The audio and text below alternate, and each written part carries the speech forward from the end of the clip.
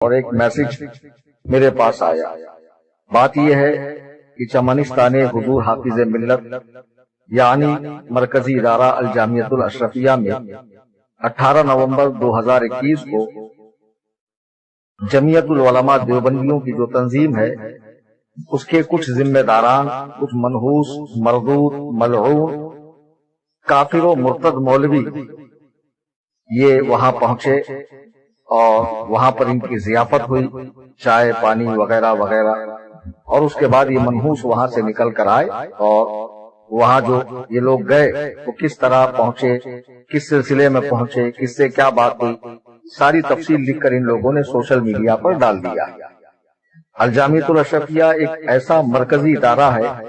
جسے سیدی سرکار حضور حافظ ملت علامہ عبدالعزیز محدث مراد آبادی رحمت اللہ علیہ نے اپنے خون جگر سے سینچا، اور وہ اس خلوص للہیت کی بنیاد ہی پر اللہ تعالیٰ نے اسے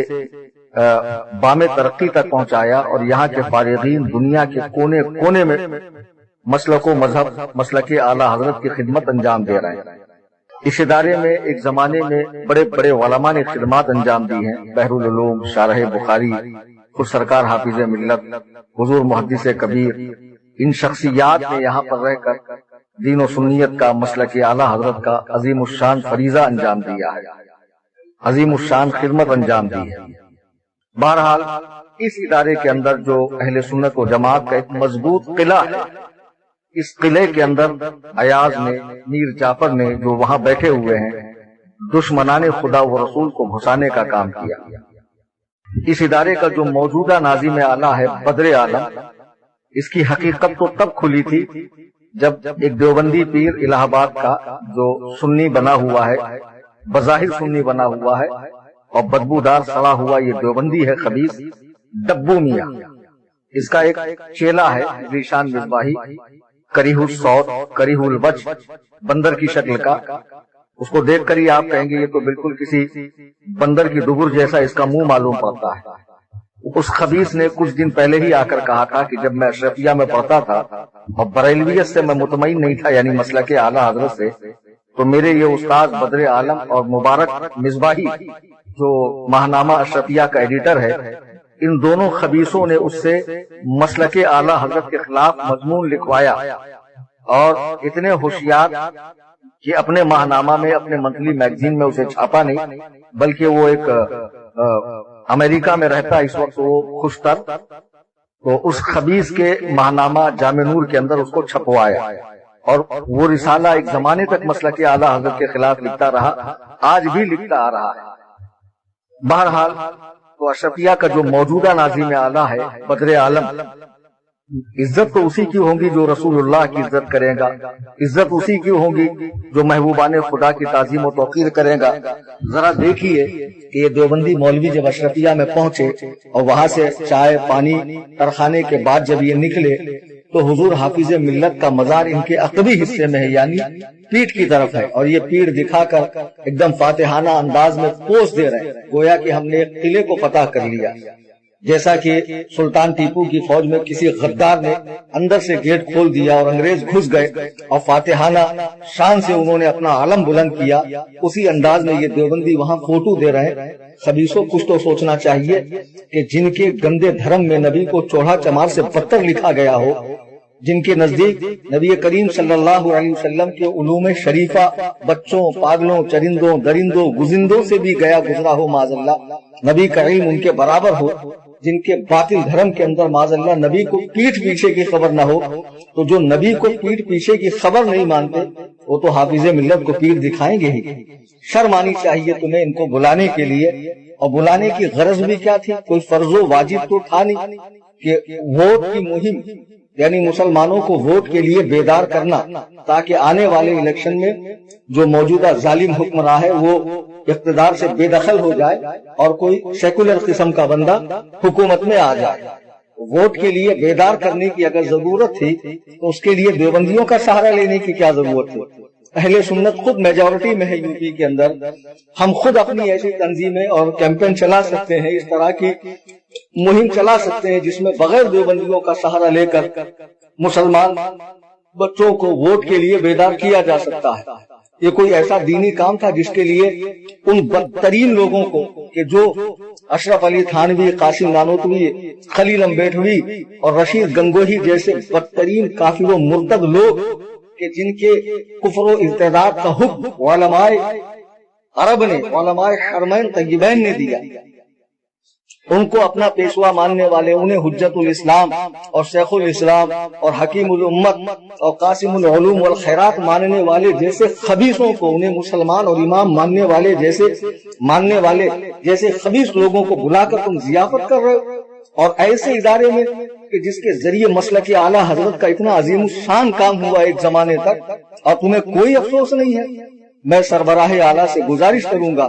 کہ فوراً کڑی کارروائی کی جائے اور یہ سارے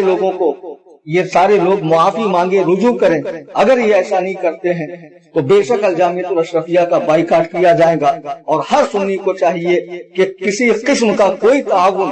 الجامعۃ الاشرفیہ کے لیے نہ کرے جب تک یہ لوگ اپنے اس فعل بد سے، اپنے اس برے کام سے، اپنے اس حرام کام سے اعلانیہ توبہ اور رجوع نہ کریں۔